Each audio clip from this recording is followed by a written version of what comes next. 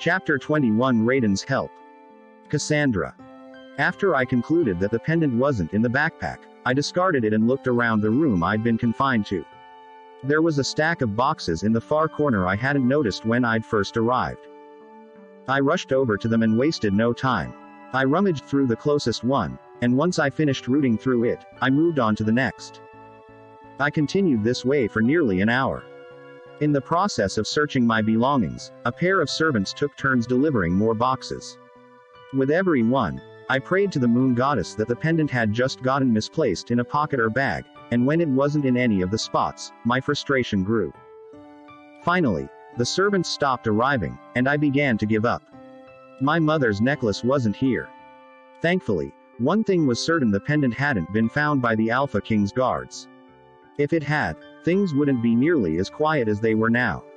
If my true identity had been revealed, Asher Collins would have been crazed and frantic, and the entire pack house would be up in figurative smoke.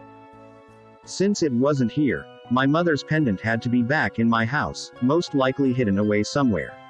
I tried to search my memory in an attempt to figure out where it was, but my brain was drawing an absolute blank.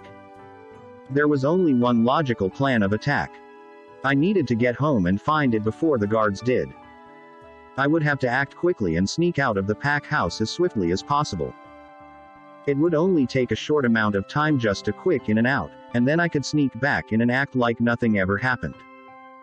I spent the next half hour working up the courage to make my escape, and once I was finally ready, Finnick surprised me and entered the room. "Hi, Mommy," he greeted me in a happy tone, but his gray eyes were even more serious than usual. "Hi, baby," I replied, and my eyebrows creased together. "What's wrong?" "Nothing," he murmured, and then after a moment of consideration, he continued. "Well, I ran into the bad man earlier. The king." "The king," I repeated back in surprise, and a lump formed in my throat. What happened? Did he say something to you, Finnick? Were you polite to him?" "Yes," Finnick replied, and worry painted his face. "He invited me to dinner, but I said no." "Oh," I remarked simply as I tried to find the words to say. "That was kind of him. Why would Asher Collins have invited Finnick to dinner?" My heart raced in my chest, but I did my best to collect myself.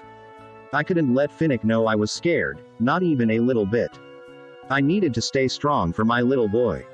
I crouched down until I was level with him, and then pet his soft hair. After a moment or two, Finnick's features softened a little. "I was polite and told him we ate already," he said. I could sense that there was more to the story, but I elected not to push any further. Finnick didn't seem like he wanted to talk about the exchange. All I could do was hope that Asher Collins hadn't accosted my son or said anything that could worry him.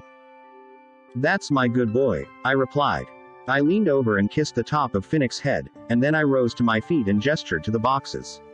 "I think the servants grabbed some of your toys if you want to play for a bit before bed."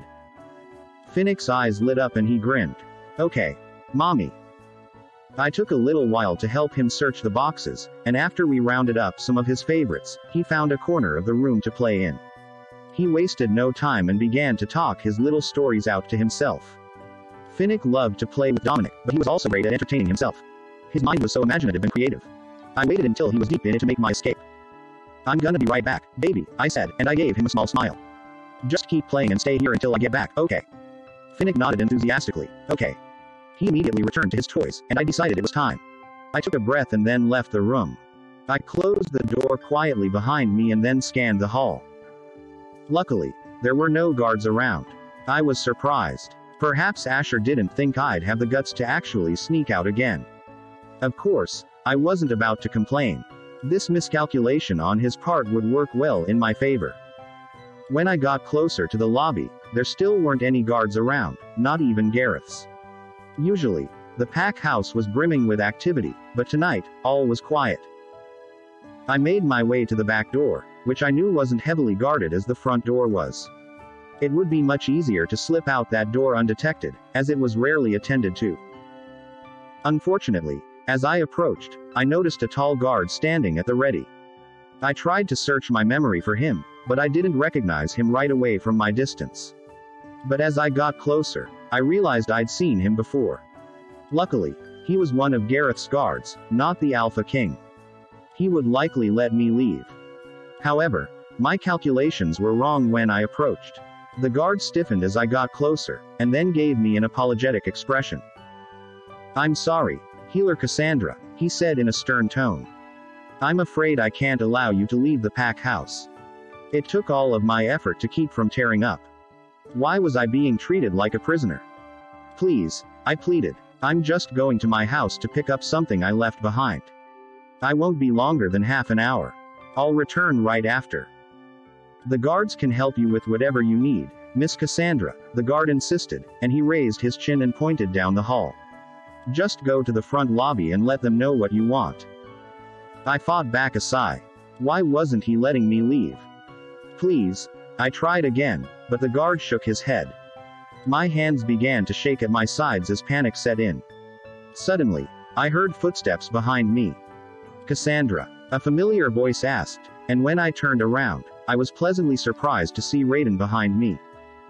"Raiden," I greeted him. "Hello." Gareth's son frowned and then tilted his head to the side. His dark eyes studied me curiously, and it took all of my effort to keep from worrying. My cover was blown. "Is everything okay?" he wondered, and his eyes flew to the guard. "She was trying to leave, Prince Raiden," the guard said, and then Raiden turned to me. "Is that so?" he asked.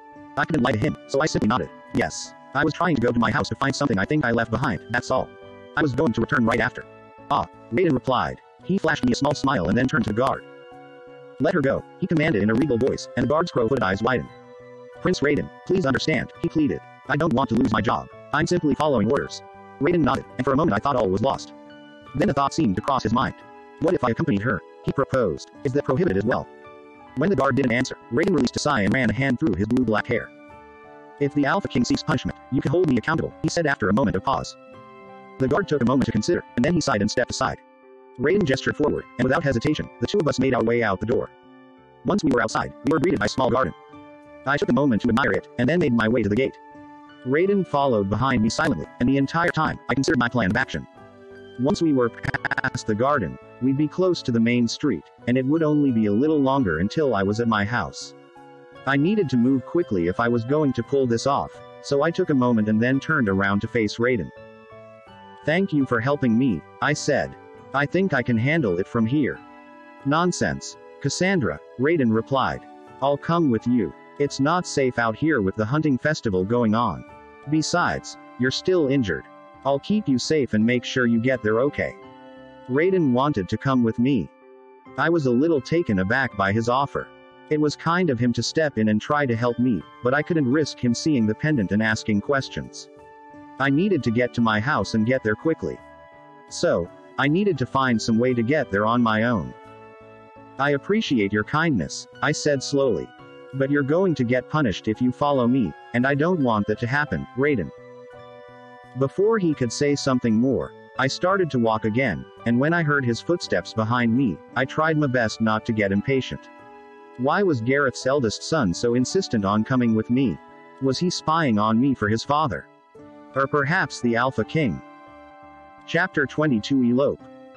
Cassandra. Raiden suddenly grabbed my hand, and when I whipped around to stare at him, his eyes bore into mine intensely, so much that my heart began to race. "Let me go with you, Cassie," he insisted, and his eyes grew sorrowful, as if he was a young boy who'd lost something he couldn't recover again. "Please." My eyes widened as I tried to wrap my mind around what was happening. "Raiden," I uttered. As Raiden stared at me with his large brown eyes, a feeling swept through me along with understanding. Asher's earlier words in the meeting room played through my mind. The Alpha King had quipped that the Prince of the Wild Crawlers fancied me. At the time, his words had been a massive shock, but as I stood here in the garden, I began to suspect that Asher may have been right. But I didn't want to believe it. At the time, I never could have imagined that Raiden could see me like that. I'd always been something of a friend to him, as well as a healer. Just as I'd done with countless others in the pack, I'd treated Raiden once when he was quite ill. I'd assumed Raiden's outbursts in the meeting room were because he was worried about the pack losing their healer. And I desperately wanted that to be true. "I'm sorry," he apologized. I just want to talk to you, that's all." Suddenly, a clapping sound cut through the air, and when I turned around, Asher Collins was right behind me. The Alpha King's face was cruel and mocking, and the expression on his amused face sent a pang of anger through me. How touching. Asher laughed, and he continued to applaud. Just beyond him, Alpha Gareth and Luna Sophia stood with their arms crossed. Sophia's cheeks were red with embarrassment, but Gareth looked completely angry. Their brows furrowed as they stared at me. Are you trying to elope with the healer, Prince Raiden? Asher continued. His tone was still amused, but his smile quickly faded. A lump formed in my throat as I tried to find my words. There's been a misunderstanding, Your Majesty, I spoke up. It's my fault. What's your fault? Asher demanded through narrowed gray eyes. Prince Raiden was just trying to help me, I managed to explain. There is something I need to pick up at my house, and he was trying to accompany me. My words trailed off as Asher's expression darkened, and for a moment, I felt as if I couldn't breathe. This was bad. Suddenly, the Alpha King uttered a single, dry laugh. Do you think I'm stupid, healer? He asked, and then his voice deepened. You must not have heard me earlier. If you want to run, run wisely. This is not wise at all, is it? I don't want to run, Your Majesty. I blurted out before I could consider my words. I meant what I said, I have something important left in my house. What is it then? He demanded. Why don't you tell the guards to get it for you? I'm sure they would love to assist you. It's their job, after all. I swallowed. It's just something personal, Your Majesty, I murmured. Asher Collins practically stared through me and I felt trapped, as if he were the predator and I were the prey. Every inch of me was terrified, but I had to remain calm. Everyone remained silent as they awaited the Alpha King's response. Even Gareth seemed scared of Asher. Finally, Asher smirked. Fine, he announced. If it's that important, I will accompany you. My eyes widened instinctively, and Asher clocked the reaction immediately. What? He demanded. Is it something you couldn't show to your king? His tone dripped with suspicion, and I knew I needed to act fast. No, Your Majesty, I said, and I shook my head quickly. Like it or not, everything in the Wegala Empire belonged to the king in a legal sense. Any attempts to hide anything from the king could be considered treason. And I knew treason was a felony better than most. His eyes shot over to the Alpha of the wild crawlers, and I watched Gareth's face lose whatever color it had left. Yes, Your Majesty, he said quickly, and then he bowed in respect. He will be dealt with immediately. Thank you for accompanying our healer. As this exchange went on, my brain spun in circles and tried to decide how to handle things. I had no choice but to let Asher accompany me back to my house, but how would I conceal my mother's necklace from him? How could I possibly look for the pendant with him so close to me? This was a nightmare. Suddenly, a chorus of footsteps rang out behind us, and a mass of guards swarmed into the garden. My body froze for a moment, scared they were after me, but instead, they stopped in front of Gareth. Alpha Gareth, the closest one managed to say through trembling breath. FF. Spit it out, Gareth demanded. Fire. The guard replied as his chest heaved. Report it clearly. The Alpha demanded again, and all of looked around at one another as we waited for the guard to elaborate. Healer Cassandra's house is on fire, he finally managed to blurt out, and I nearly sank to my knees. What? No. Not my home. Send more guards to put out the fire at once. Alpha Gareth ordered, and the guards sprang into action and rushed out of the garden. Before I could stop myself, I followed suit and took off in the direction of my house. I was running so quickly that I felt as if I were floating, but suddenly, I was halted in place when someone gripped my arm and tugged. Stop, Asher demanded, and he tightened his hold around me. You can't go there, Cassandra, it's too dangerous. His expression was firm, but I could spy a tiny molecule of caring in his eyes. I stared him down for a moment and then tears sprang forth from my eyes. You don't understand, I shouted, and I erupted into sobs. Chapter 23 Her Sorrow. Asher.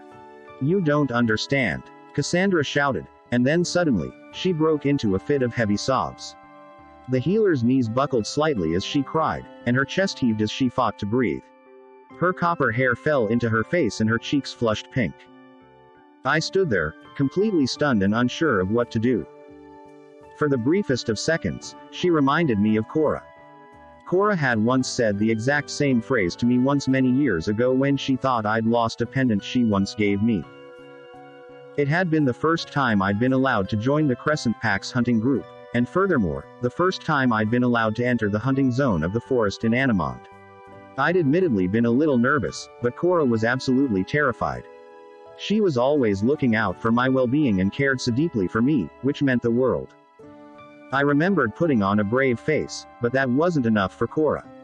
So, one day, she came over to my house and presented me with a pendant. It was a gorgeous thing, white gold with a moonstone at its center, ringed by tiny, sparkling diamonds. The necklace was one of the most beautiful things I'd ever seen. "What is this?" I'd asked. "It was my mother's," Cora explained, and her lips curled into a sad smile. She never spoke about her mother, but I knew the memory brought her pain. "It's lovely," I said, and then my brow furrowed. "Why did you bring it?" "It's for you to wear," she said, and before I could protest, she leaned in close and wrapped the chain around my neck. I was still confused, but I let her do it anyway. When the clasp was fastened, the moonstone settled against my skin. It was cold, but the sensation had been pleasant, comforting somehow. "I don't understand," I said. "Why do you want me to wear your mother's necklace?" "It's a good luck charm," Cora insisted, and this time, her smile was brilliant. "Wear it with you into the forest. My mother will protect you just as she did me." Her smile was so earnest that for a moment, the entire world faded away. Cora had that effect. She was so sweet and so kind that I could hardly grasp just how much she cared. Not only that, but there was a comfort in knowing that Cora's mother could be watching me. My own mother died right after I was born. I hadn't gotten a chance to know her, so something about the idea of having a maternal presence with me during my first hunting festival meant a lot. Days later, it was time for the festival. I'd worn the necklace under my shirt, and something about it helped my bravery. My nerves faded away almost instantly, despite the darkness of the forest, and when I howled along with the rest of the Crescent Pack, I swore I could feel someone watching over me. When I returned from the festival, I decided to stop by Cora's house. The entire time, I began to wonder if the necklace had really helped or if it was just in my head. It didn't matter, but for some reason, my brain couldn't let go of the small sense of doubt. I was a very young man back then, and despite my upbringing, there was a little mischief in my mind. I couldn't help but be cocky and a little tricksy. So, on the way there, I decided to play a joke on Cora. "Asher." She greeted me at the door when I arrived. "How was the festival?" "It was fine," I said, and then I pretended to be sad. But something happened. Cora's eyes widened. She brushed her blonde hair away from her face and tucked it behind her ear, just as she always did when she was nervous. "What happened?" she asked, and her eyebrows creased together in concern. "Well, it's about your mother's necklace," I said, and Cora gasped. "Where is it?" she demanded, and her eyes fell to my throat. "I think I lost it in the forest," I said, and immediately, Cora burst into tears. Her knees had buckled as her chest heaved with heavy sobs, and I regretted the joke immediately. I'd never seen her cry so hard, and I felt awful for playing tricks on her. "Cora, wait," I insisted, and I reached into my pocket and pulled out the necklace. "I was just kidding, it's right here." I held it out to her and expected her to stop crying, but she didn't. She snatched the necklace from me and nearly fell to the ground as she sobbed. "Oh, Cora," I pleaded. "Please don't cry. It was a stupid joke. I'm so sorry. Please stop crying."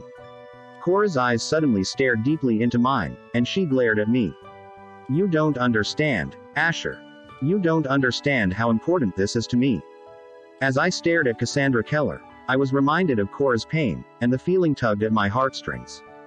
There was a dryness in my throat, and a strange sadness that overcame me as I watched the healer finally fall to the ground.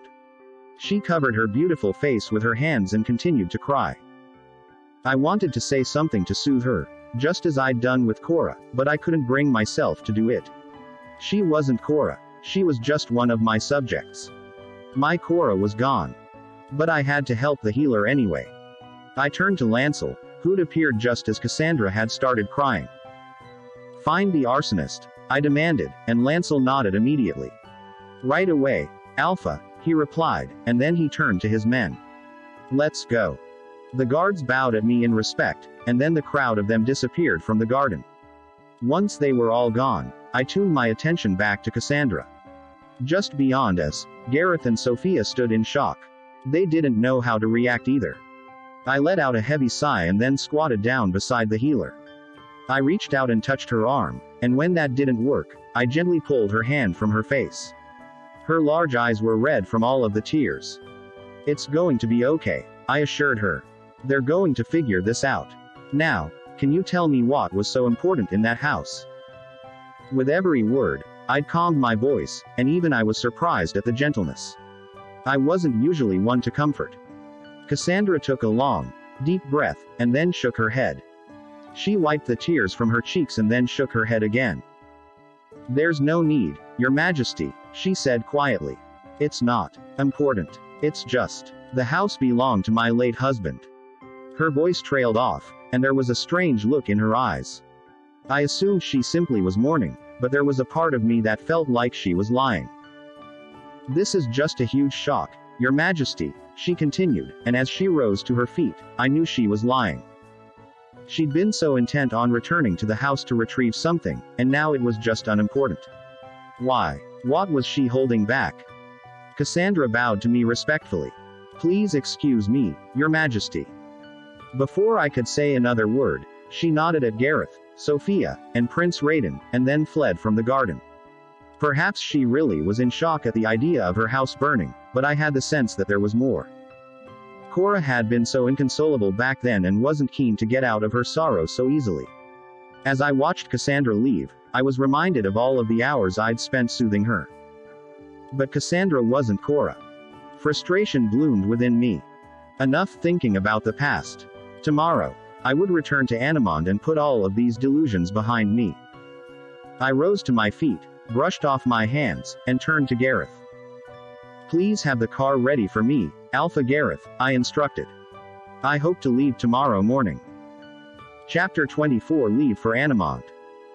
Cassandra. Night came and I couldn't get any sleep. Too many thoughts plagued my mind, and no matter how many times I tried to settle in and get some rest, I just couldn't. I tossed and turned like mad as images of smoke danced in my mind. My house was gone and along with it was my mother's pendant. After a while, I glanced over at Finnick. I hadn't told him about the fire. I didn't want to worry him when there was already so much to deal with. His face was peaceful as he slept, and it brought a smile to my face. At the end of the day, we were mostly safe and sound. I was grateful to at least have my boy with me. It's us against the world, baby, I whispered, and then I laid back down and closed my eyes. The next morning came faster than I wanted it to, and I awoke to the sound of a knock at the door. I pulled myself out of bed and carefully walked over to the door so I wouldn't wake Finnick.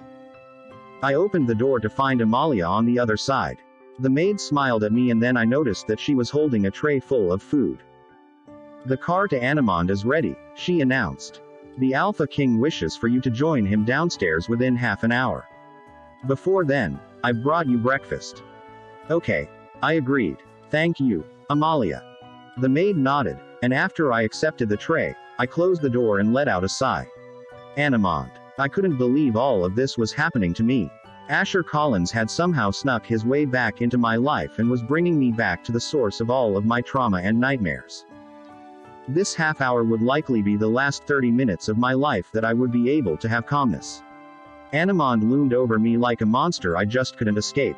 I couldn't even think of the word without shivering. And now that my mother's pendant was gone, I had nothing to pray to, nothing to watch over me. My relationship with the moon goddess was complicated, and half of the time, I wasn't sure I believed in her. I had long lost most of my faith in a being who'd matched me with Asher and then robbed me of everything. Speaking of the Alpha King, I couldn't help but hope that the incident last night hadn't caused too much suspicion. I should have maintained my composure, but it was all so shocking that I couldn't keep it all in. And then the situation with Prince Raiden. Everything had become so complicated so quickly. I had to tread carefully now if I wanted to survive. I had to protect Finnick at all costs, so I needed to be careful from here on out. Suddenly, Finnick sat up and let out a yawn. He blinked his gray eyes at me sleepily and then yawned again. Mommy, are we leaving now? He asked, and then he rubbed his eyes. Yes, honey, I replied. I'm afraid it's time. But before we go, let's try to eat some food, okay? This food looks really yummy and you'll need your strength for today. Quote. Okay, Mommy, he said, and he stretched his little arms above him. I brought the tray over to the table in the corner and began to set up plates for the two of us. I filled each with eggs, bacon, fruit, and biscuits, and once it was all assembled, Finnick joined me at the table. We ate quickly, and once our bellies were full, I helped Finnick get dressed and then dressed myself. We picked up a few of our things that we wanted directly with us, and when we were finally ready, a few servants arrived to grab the rest. Ready, baby? I asked Finnick, and after he nodded, I took his hand in mine, and the two of us walked down the stairs. A mass of people had gathered in the lobby. Alpha Gareth, Sophia, Dominic, and a few guards were there, along with Asher and his son. Raiden was nowhere to be found, which was somewhat of a relief after yesterday, but at the same time, I felt a little sad. I hoped the prince hadn't been punished too harshly for what had happened in the garden. I didn't want to cause too much trouble to the Alpha family who had always been so kind to me over the years. Sorry to keep you waiting, I apologized to everyone as we joined them. Luna Sophia's blue eyes filled with tears that welled up further as she took a step toward me. Oh, Cassie, she breathed. I'm going to miss you so much. She embraced me warmly, and then she squatted down to give Finnick a hug. We'll miss you too, sweet boy, she said, and then she glanced at me. I hope you have a good and safe journey to Animond. Alpha Gareth nodded. Yes, safe travels to you both. Beside him, his youngest son was sniffling. Finnick was his best friend in the world, and I knew this was going to be difficult for both of them. Dominic approached Finnick, and the two hugged each other tightly. They didn't say much, but their expressions said it all. I'll come visit you in Animond, Finnick, Dominic promised. When I grow up. Finnick nodded solemnly and wiped a tear from his cheek. Asher waited patiently for us to finish, and then cleared his throat. It's time for us to leave. The rest of us nodded, and then gathered our things and walked out onto the lawn. Two cars were parked outside, one fancy and extravagant, while the other was more ordinary. When Finnick caught sight of the extravagant car, his eyes widened. He ran to the luxury car and stared at me with huge eyes. Wow, Mommy, he exclaimed with excitement. This is amazing. Of course it is, Asher's son Marco said with a roll of his eyes. My father is the king, remember? Finnick nodded and then turned to me again. Can I sit in the front seat, Mommy? I shook my head. The front seat isn't safe, sweetheart. You're too young. Finnick sighed in disappointment. Living in a village as small as this one, he'd had few opportunities to ride in a car before. The furthest we'd ever gone was with Marley to the neighboring village in her car. Sweetheart, Marco scoffed, and I fought the urge to get annoyed.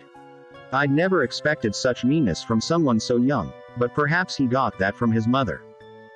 Marco, Asher chastised him.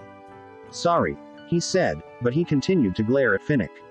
Luckily, my son didn't scare easily and kept his gaze steady. I looked back at the more ordinary car. I gripped my bag tighter and began to walk toward the direction of it. Servants were filling the trunk with the rest of our belongings, and I wanted to get settled for the long journey.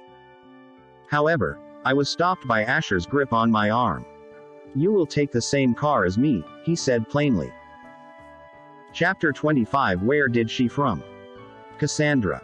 The Alpha King's tone told me all I needed to know. This was not a request, it was an order, and it was one I couldn't refuse. Oh, I remarked quietly, and then I nodded. Yes, Your Majesty. Thank you.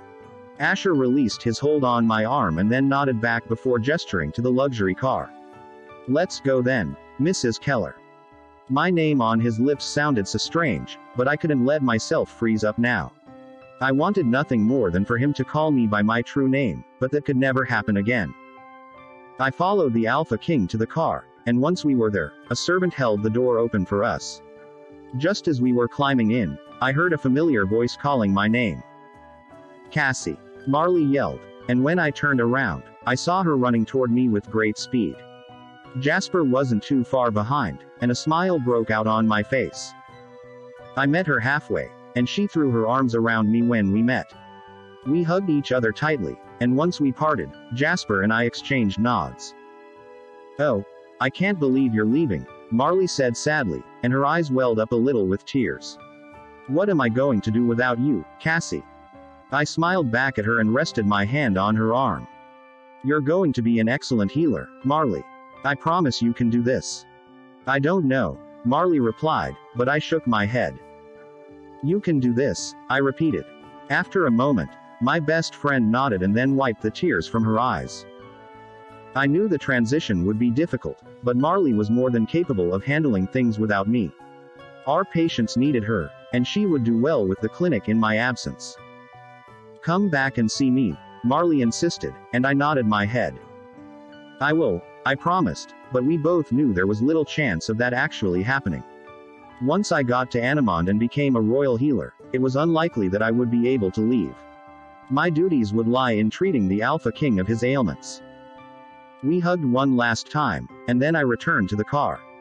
I helped Finnick get settled into our seats in the back, and then the car door was closed behind me. Marco was seated beside us, and Asher was in the passenger seat. As the Alpha King, he should have been placed in the back and out of harm's way, but he insisted on taking the passenger seat. Maybe it was him being gentlemanly, but I suspected this arrangement was made so he could study me in the rearview mirror. The car drove out onto the main road, and when I turned to look back, Marley was waving goodbye.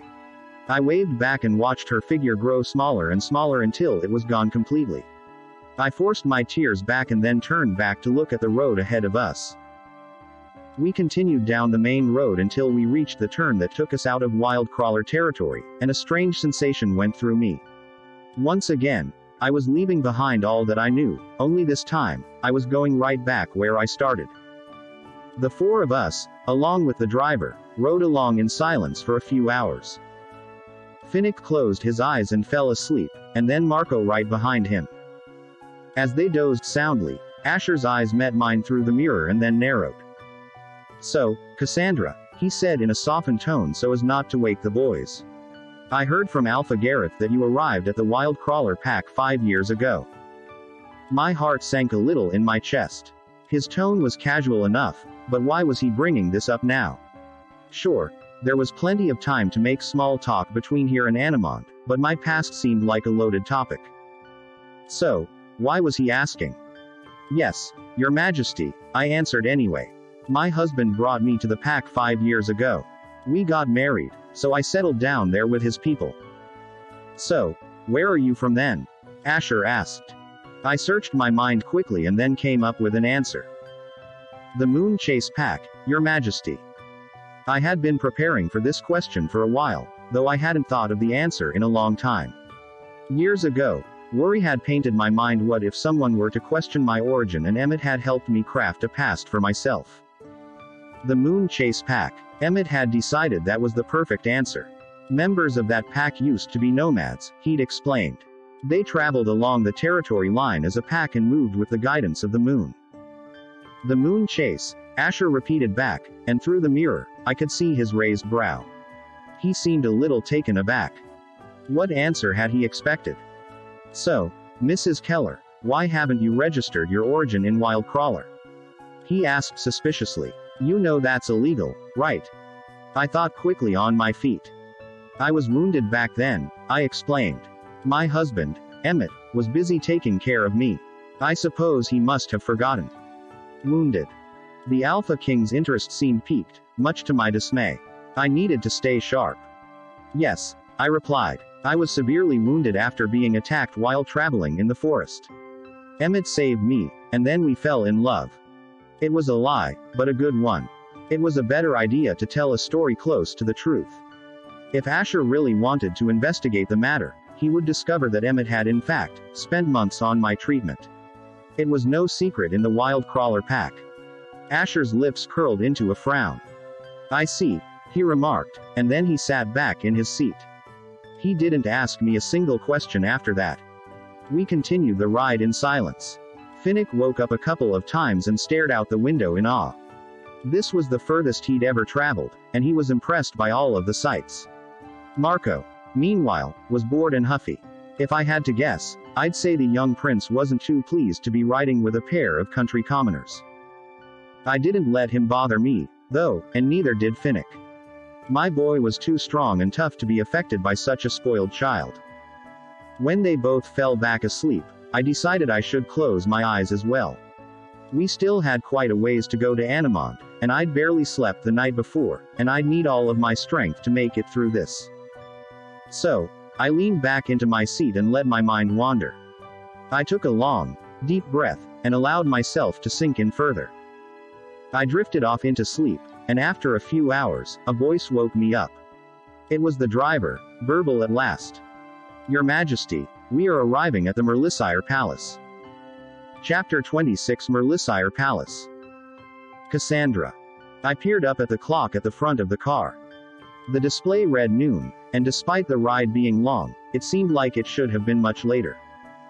When I peered out the window, a strange feeling formed in the pit of my stomach. Merlysire Palace. It was just as magnificent as ever, with tall pillars constructed of white marble that glinted with specks of gold, a surplus of long windows, and expansive balconies that gave a beautiful view of the perfectly manicured grounds. The grass was a lustrous shade of emerald, and the driveways were paved in rich red brick. At the front of the palace was an enormous gold fountain. It was in the shape of a wolf with its head raised high toward the moon. It had been crafted centuries ago and was meant to pay tribute to the moon goddess. The water splashed high into the air and shimmered on its way down. Anamond may have been the source of my nightmares, but I couldn't deny there was something beautiful and magical about the palace. The car pulled up the drive and stopped right at the marble stairs that led to the entrance hall. The moment I caught sight of the stairs, a memory struck me. I remembered the first time my father had brought my brother Hector and me to the palace.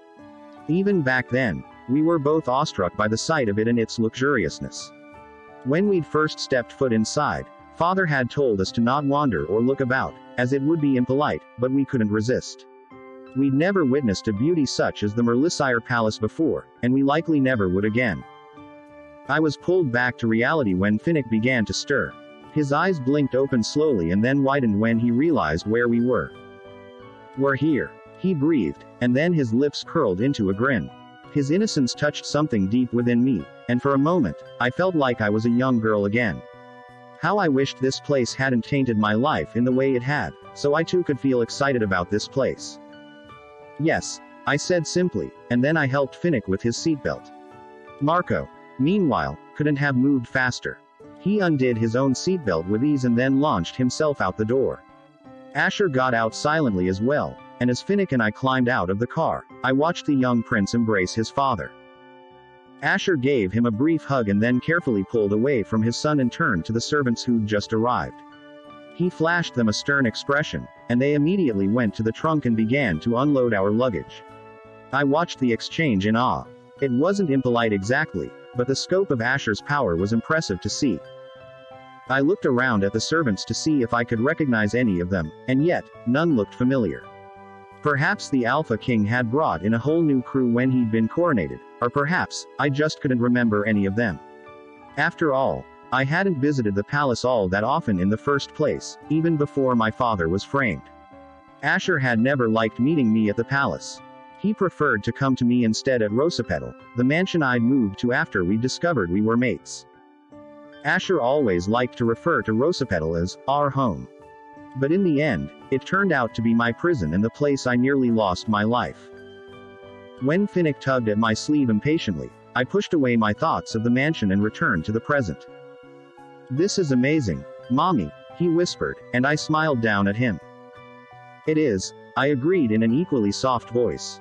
Now, stay close to me, baby. This place is big and I don't want you to get lost. Finnick nodded.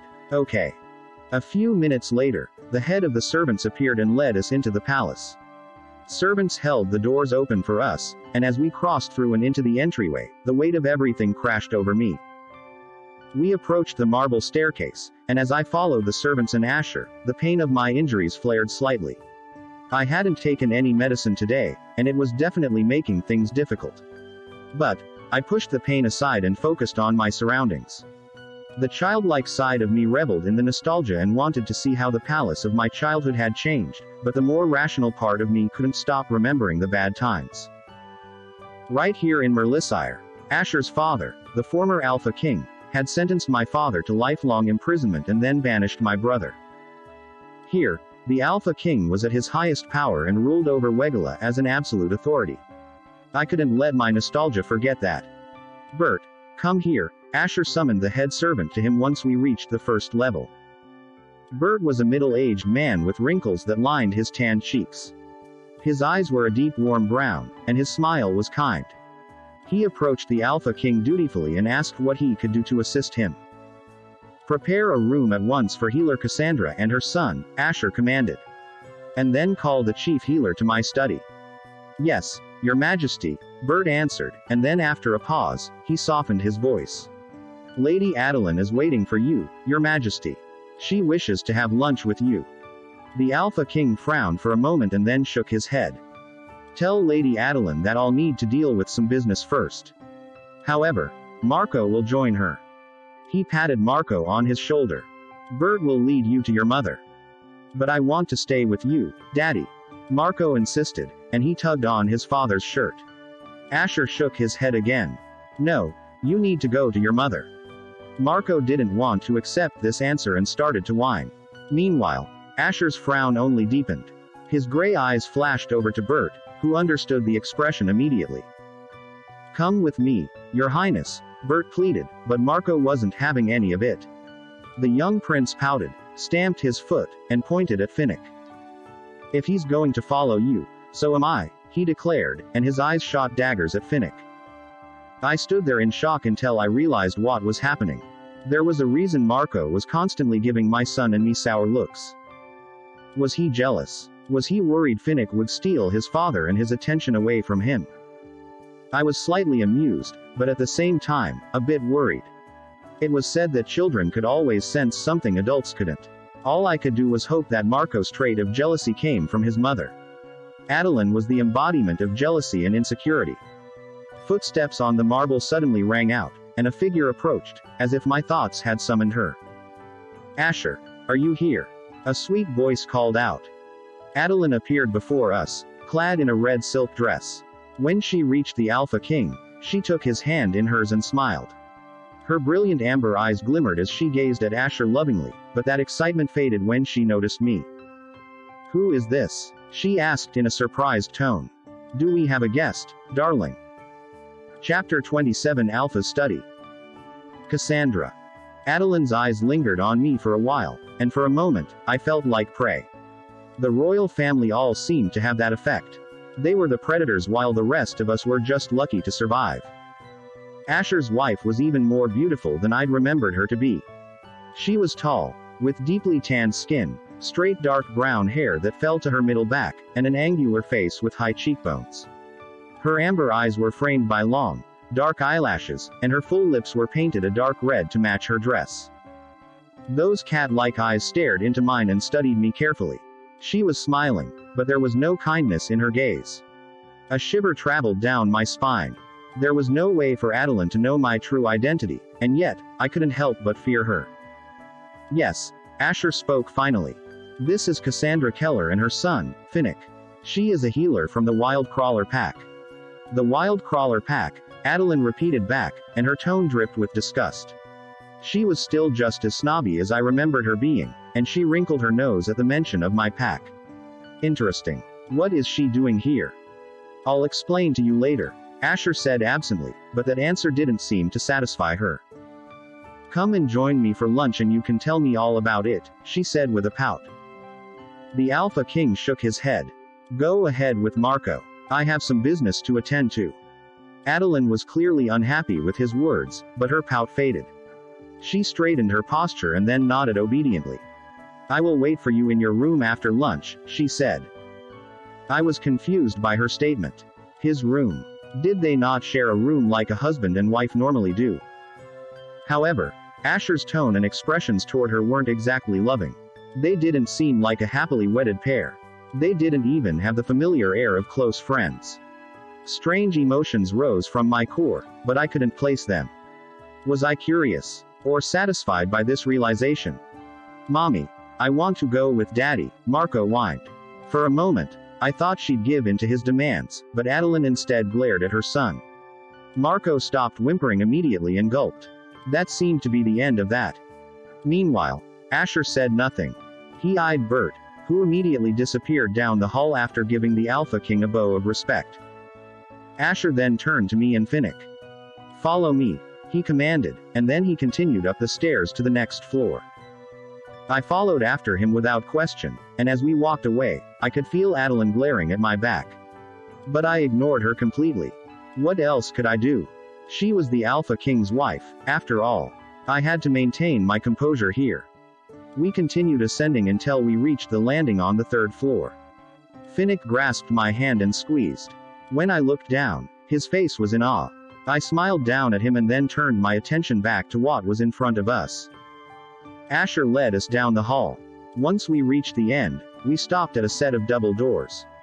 A pair of servants stood on either side, and after they bowed at Asher, they opened the doors for us and allowed us inside. To my utter surprise, we were in the Alpha King's study. Even when I'd visited Merlisire Pachi with my father, I'd never set foot there. I was always relegated to the first floor or led by the servants to play in the gardens. I'd always loved the gardens. They were full of beautiful flowers and interesting plants native to Wegala. It was my favorite part of the palace. But the study was something else entirely. It was a confidential, secretive place, somewhere only to be entered by the Alpha King and those he trusted. In a million years, I'd never have guessed that Asher would bring me here. Finnick and I stepped into the room, and when we did, my jaw dropped. It was a spacious room, larger than the lobby of the Wild Crawler Pack house. The walls were jet black, and the floors were a deep gray marble with silver flecks. A large blackwood desk was placed near the floor-to-ceiling window, which gave a view of the grounds outside the palace. To the left was a small library. The shelves reached so high they nearly touched the ceiling, and they were arranged in a half-circle. On the right-hand side, a coffee table and a few leather couches were arranged like it was a meeting room.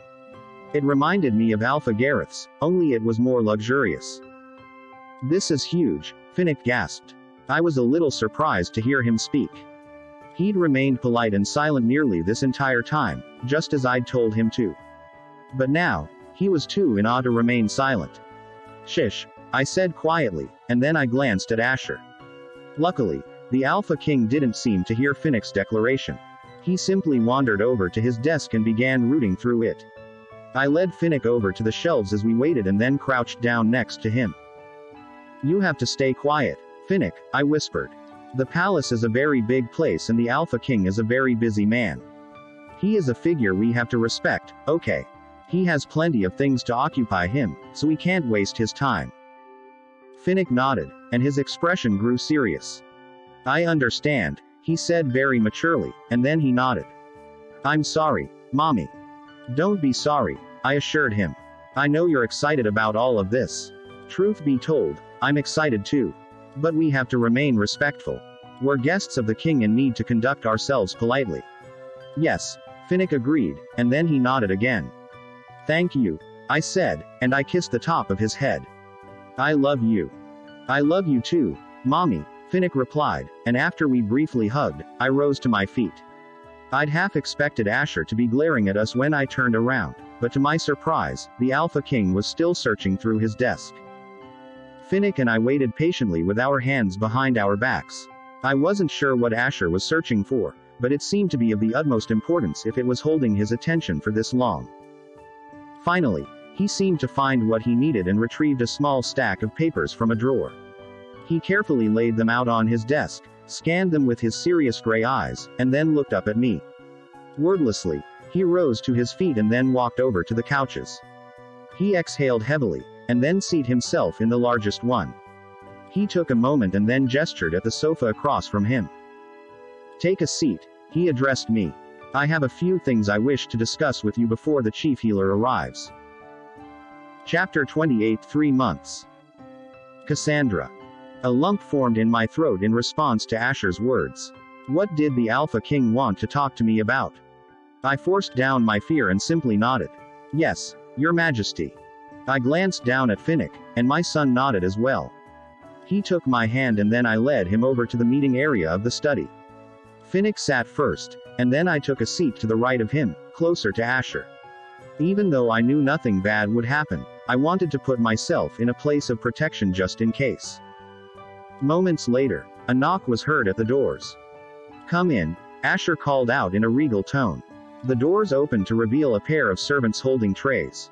They quickly hustled over to us, set the trays down on the large ebony coffee table, and then bowed respectfully at Asher.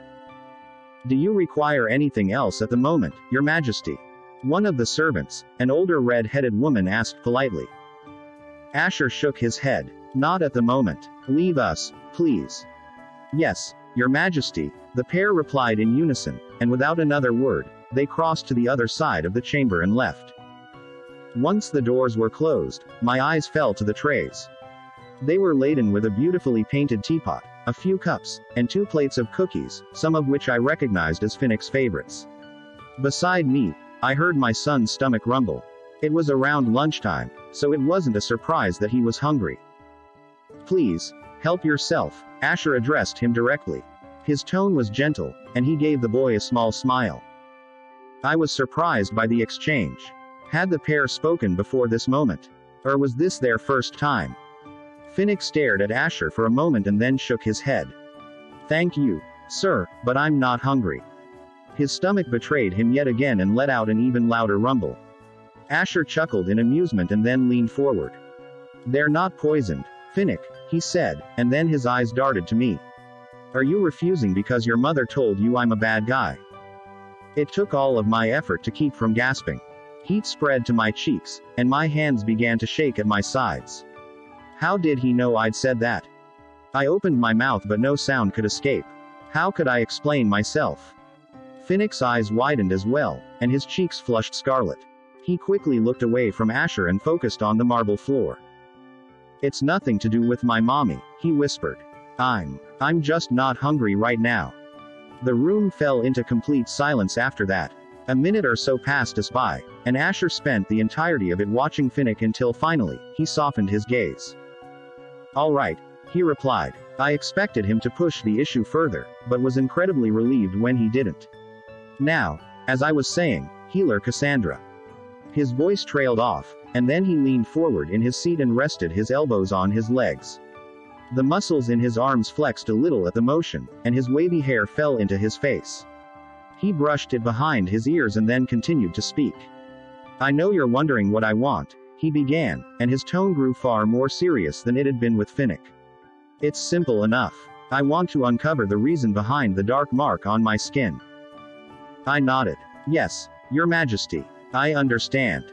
Let me finish, Asher interjected, and after I nodded, he continued. Your research and subsequent treatments must remain completely confidential. You will not be allowed to tell anyone about this, or else you will face major consequences. I nodded again and forced back a gulp. I knew what it would mean to betray the king. I would be confined to prison for the rest of my life or worse. I couldn't allow that to happen, not when Finnick was depending on me. I will be speaking with the chief healer soon, the Alpha King mused. He will appoint you to the position of private healer to the king. This will allow you to stay in the palace and grant you permission to visit me frequently. Thank you, Your Majesty, I said graciously. Asher sat back in his seat and crossed his legs. You will have 3 months to find the reason behind my illness. This should be more than enough time to complete your research and conduct treatments. I paused as his words sank in. 3 months. That was a very short amount of time. Yet, it was understandable. The disease had a tendency to cause its victims to deteriorate at a rapid pace. 3 months of enduring the illness would take its toll on the king. Asher's steel eyes stared right into my very soul, and a thought crossed my mind. He didn't tell me what would happen after 3 months. What if I couldn't find the cause of the disease? Would I be executed? Imprisoned? And what would happen if I did find the cure? Would I be allowed to leave Anamond and return to the wild crawlers, where Finnick and I belonged? 3 months. I wanted to ask him all of these questions, but I couldn't. So, I asked the one question I knew that would be allowed. Your Majesty, I began, and I cleared my throat. Why me? The Alpha King frowned. What do you mean? Why am I being entrusted to this secret? I asked. Shouldn't this be a matter for the chief healer? Asher raised his chin slightly. You don't know much about Animond, Cassandra. And you're wrong. I don't trust you. I chose you because you're a healer from Wild Crawler, where the disease has spread wildly. You know more about it than anyone else in the kingdom. Besides, the accident with Marco has proven that you're incredibly intelligent and best suited for the job. It's as simple as that. His head tilted to the side slightly as he awaited my reply, and I searched my brain for the right words to say. I didn't know what I'd expected him to say, but I felt a pang of emotion at his response. I hadn't expected him to trust me completely, but there was a hidden part of me, the one that had once known him better than anyone, that wished he did. That part hoped that maybe, deep down, he might feel something for me. Not exactly love, as he'd once felt for Cora, but something that made him want to trust me. But the rational part of my brain knew that this was for the best. I needed to shove all of my stupid ideas and notions aside and keep my mind sharp. This wasn't about my emotions or my desire to connect with the man I once loved. This was about my son and his safety. I had 3 months to treat the Alpha King, and if I could manage to do that, maybe I could return home with Finnick and leave the nightmare of Animond behind forever. Chapter 29 Found Her Secret. Asher. Why did I trust Cassandra Keller? That was a great question. But I was completely surprised when the healer asked it, and even more surprised when I realized her question had a point. I hadn't told anyone about my ailment apart from Lancel. My most trusted guard had been attempting to investigate the mark for me, but it hadn't been going well. Besides him, no one else knew I had the disease. Not the royal healers or even Adeline. So, why was I willing to entrust this secret to a healer from a mostly forgotten pack on the border? In all honesty, I didn't know why, but something in my gut told me she could be trusted. When I'd shown her my mark back in Alpha Gareth's meeting room, I hadn't thought about it twice. Trusting her felt natural, as if she were someone I'd known for years. But in reality, it was unnatural, strange even. Why would I trust a village healer? So, I reached into my mind and crafted an answer for Cassandra Keller that seemed passable. I told her it was nothing, just a calculated choice. I hated to lie, but I needed to do so to cover for myself. My father, the late Alpha King, once told me that the king should trust no one. I'd never believed him until I myself became king and realized that Animond was full of traitors and liars who sought to sway me in their favor. They smiled at me and treated me favorably, but their reasons for doing so only came down to one thing: power. Everything would change if I wasn't the king, and the moon goddess only knew there were plenty of others who wanted to replace me. My stepmother and stepbrother, Adeline's family, the malicious northerners. They all wanted my power, and that was all. I was alone. Cassandra Keller considered my answer for a moment, and then she tucked her long copper hair behind her ear and nodded. I see, she said simply. I'll do my best, Your Majesty. Good, I replied, and for a moment, I continued to study her. Something about her was familiar, I just knew it. Again, I was reminded of Cora, though I couldn't place why. Though Cassandra was impossibly lovely as well, they looked nothing alike. They had completely different faces and their demeanors were entirely different. Cora was lively and outgoing, while Cassandra was calm and thoughtful. Still, there was something there that made me like Cassandra, along with her son. I looked at the boy. How old is your son, Healer Cassandra? For a moment, the healer looked panicked, but I couldn't figure out why. Despite her quiet nature, she was prone to fear and it made her seem suspicious. I'm 5 years old, Finnick spoke up before she could answer, and Cassandra's deep green eyes widened as if he'd said something he wasn't supposed to. Yes, Finnick is 5 years old now, Your Majesty, she managed. Uneasiness painted her features, and she appeared as if she wanted to run away. What was it about this woman? Why was she so scared? Was she simply uncomfortable with me because of my station? Or was it something further? Cassandra plucked one of the small teacups from the silver tray and then carefully picked up the teapot. She streamed steaming hot tea into her cup and then gently set the teapot back down. She passed the cup down to Finnick, who accepted it quietly and then filled another for herself. I waited until they were finished and then continued with my questions. Did your father have gray eyes, Cassandra? I wondered. Or perhaps your husband, Emmett, you said his name was. I wasn't sure what inspired me to keep pressing further, but I was still a little curious of Finnick's eye color. Was there something in his bloodline that made the pair familiar to me? Cassandra's hand suddenly twitched, causing her teacup to crash to the ground. It shattered upon impact and the pieces flew everywhere, all over the floor. Hot liquid sprayed me, and I hissed instinctively in response. I'm so sorry, Your Majesty. She apologized profusely, and her big eyes flashed in horror. She rose to her feet in a flash and started collecting the shards from the floor. Meanwhile, I reached forward, grabbed a napkin, and began to dab at my shirt. Luckily it didn't leave a huge mark, but my skin was a little warm. It's okay, I grumbled as I dried myself off. It was an accident. But something in my mind wondered how much of an accident it was. The timing of Cassandra dropping the cup seemed a little convenient. Had something about my question flustered her so greatly that she slipped. One thing was for sure, Cassandra Keller had something to hide. Was it a plot or some kind? An attempt to bring me harm? Or something else? My mind didn't want to consider the possibility, but I was also no stranger to odd plots and attempts to seize my power. Years ago, my wicked stepmother had once tried to drag me from my crown. She'd hired a young maiden with similar features to impersonate Cora in an attempt to seduce me. She had wanted to find a way into my heart and my secrets, so she could use them against me at a later date. My stepmother had hoped that she could use the girl to infiltrate pack meetings, but unfortunately for her, the maiden she'd hired was a lousy imitator. I'd seen right through her disguise and knew at once that she wasn't my Cora. Was Cassandra an imitator as well? Did she have a secret to hide, a reason to act so suspicious and afraid of me at all hours? As the healer flittered about and tried to clean up her mess, I studied her son and was surprised to find the small dark-haired boy was studying me as well. His gaze was far more intelligent than a normal boy of 5 years and his aura struck me as strange, familiar somehow. I couldn't place my finger on it, but there was something about the boy that raised my eyebrows. Finnick's gray eyes, a similar shade as my own, blinked at me innocently enough, but his posture was straight and polite as if he were much older than his years. His hands were folded neatly in his lap and he didn't fidget even once. He was nothing at all like Prince Marco. My curly-haired son was restless, attention-seeking, and had a bit of a temper issue. But not Finnick. He was calm, cool, and collected, something I admired greatly. In some ways, the young boy reminded me of myself when I was his age. I had always been the quiet one in my group of friends as well. How could this mild-mannered boy be Cassandra's son?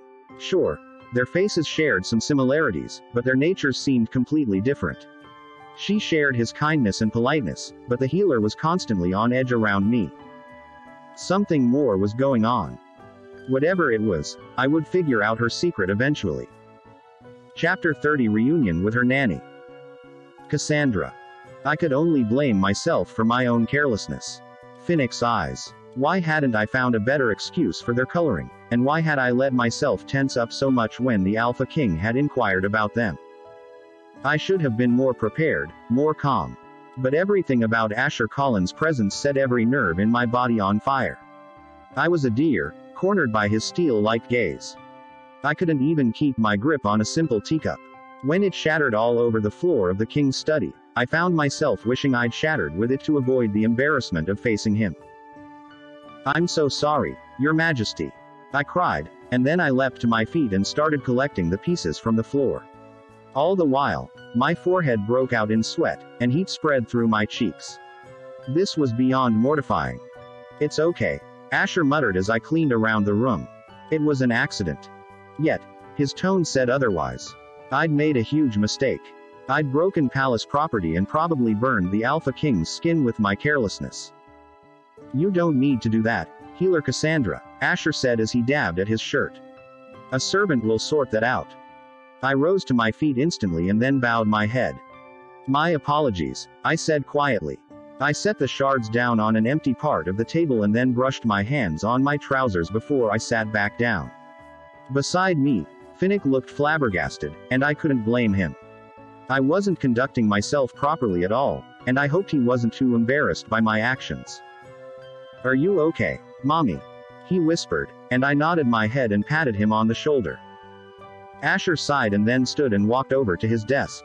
He reached into a drawer and retrieved a bell. He rang it 3 times and then replaced it in the drawer. Once he was finished, he sat back down on the leather sofa and crossed his legs. He opened his mouth to speak, but before he could utter another word, the doors to the study opened, and a maid entered the room. She approached Asher quickly and then bowed. "At your service, Your Majesty." Asher wordlessly gestured to the floor, and the maid spotted the shards immediately. She gave the Alpha King a small nod and then got to work cleaning. "I'm so sorry," I apologized as she dusted the floor. "My hands slipped." "There's no need to apologize, miss," the maid replied. "It's my job to clean." She smiled up at me, and suddenly, realization crashed over me. This maid wasn't just any maid. She was Erica, my former nanny. My mother had died when I was young, and my father had been a busy gamma in the king's service, so he hired a nanny to look after me and my brother Hector while he was away working. Erica was a perfect match for us. She was kind-hearted and caring, and we loved her as if she was another member of the family. When we grew up, Erica remained one of our maids. Erica had meant the world to me. But after my father had been imprisoned and my brother had been banished, the house of my family had been sealed up. Erica had been dismissed and forced to leave. I'd wanted to hire her as my private maid in Rosapetal, but back then, the Beta's family, along with the others in court, wanted the Alpha King to execute me. Asher was doing his best to clear my father's name, but it was of no use. I couldn't let Erica get involved in the mess. She was too kind and dear to me to risk getting hurt. I hadn't seen Erica in 5 years, but her smile was just as sweet as always. She was older now, and her dark blonde hair was streaked with a few grays, but her hazel eyes were brighter than ever. I wanted to talk to her, cry with her. I hadn't been able to share my sorrow with anyone after my father's death. I knew Erica would have understood and offered me a shoulder to lean on. She would soothe me and tell me that it would all be okay. But Erica didn't know me now. I wasn't Cora anymore.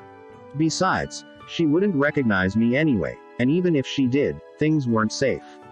So, I pushed my sadness down and just smiled back. "Thank you," I said simply. Erica nodded and then continued cleaning. Once she was done, she turned to the Alpha King, who gestured for her to leave. Erica bowed once and then left the chamber. Just as she left, another person walked in. He was an extremely tall man with long auburn hair, a thick beard, and an incredibly freckled complexion. His eyes were as black as coal, but they weren't unkind. He wore soft gray pants, a button-down shirt, and a pin with the royal crest on it. "Your Majesty," he greeted the Alpha King respectfully. "Welcome," Asher replied, and then he turned to me. "This is the chief healer, Martin. Martin, this is Cassandra Keller, the healer from the Wild Crawler Pack." "A pleasure to meet you," Martin addressed me politely. I smiled. "You as well, sir."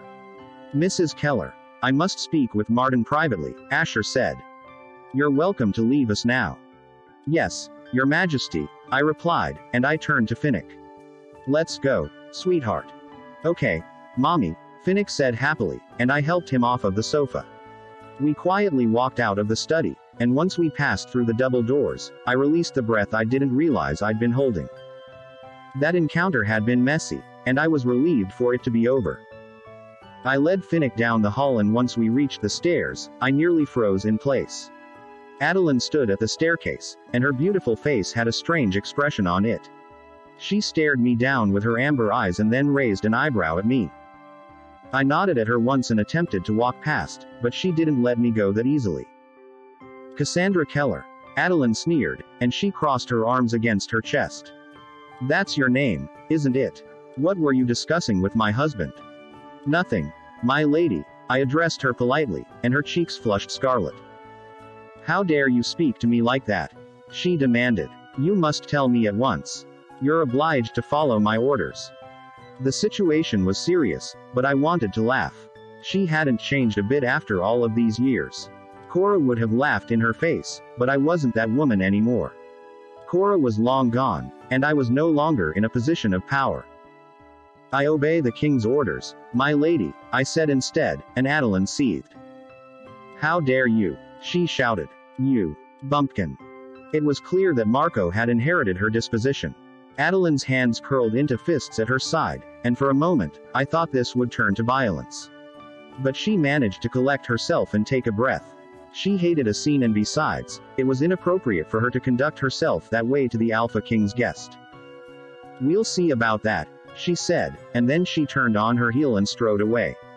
When she disappeared down the hall, a tiny laugh rose from my chest. I hadn't expected Adeline to act this way.